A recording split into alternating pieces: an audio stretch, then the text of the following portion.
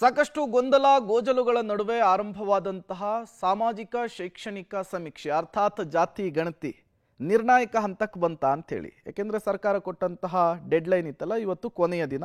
ಇವತ್ತು ಸಮೀಕ್ಷೆ ಮುಕ್ತಾಯ ಆಗುತ್ತಾ ಅಥವಾ ವಿಸ್ತರಣೆ ಆಗುತ್ತಾ ಎಂಬಂತಹ ನಿರ್ಧಾರ ಪ್ರಕಟ ಆಗುತ್ತೆ. ಇವತ್ತು ಸಂಜೆಯವರೆಗೂ ಕೂಡ ಸಮೀಕ್ಷೆ ಎಷ್ಟಾಗುತ್ತೆ ಅಂತ ನೋಡಿಕೊಂಡು ಸಮೀಕ್ಷೆ ವಿಸ್ತರಣೆ ಮಾಡಬೇಕಾ ಬೇಡವಾ ಎಂಬುದನ್ನು ಸರ್ಕಾರ ನಿರ್ಧರಿಸುವಂತಹ ಸಾಧ್ಯತೆ ಇದೆ. ರಾಜ್ಯದಲ್ಲಿ ಜಾತಿ ಸಮೀಕ್ಷೆಯ ಅಂಕಿ ಅಂಶಗಳು ಈ ರೀತಿ ಇದೆ.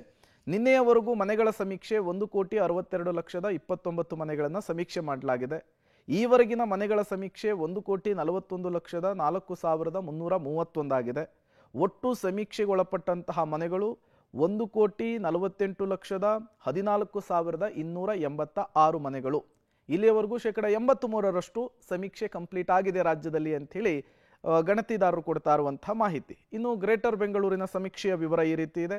ನಿನ್ನೆವರೆಗೂ ಮನೆಗಳ ಸಮೀಕ್ಷೆ 93,155, ಒಟ್ಟು ಮನೆಗಳ ಸಮೀಕ್ಷೆ 17,20,560, ಒಟ್ಟು ಮನೆಗಳ ಗುರಿ ಇರುವಂತಹದ್ದು 39,82,335. ಬೆಂಗಳೂರು ವ್ಯಾಪ್ತಿಯಲ್ಲಿ ನಿಧಾನಕ್ಕೆ ಜಾತಿ ಸಮೀಕ್ಷೆ ಆರಂಭ ಆಯಿತು.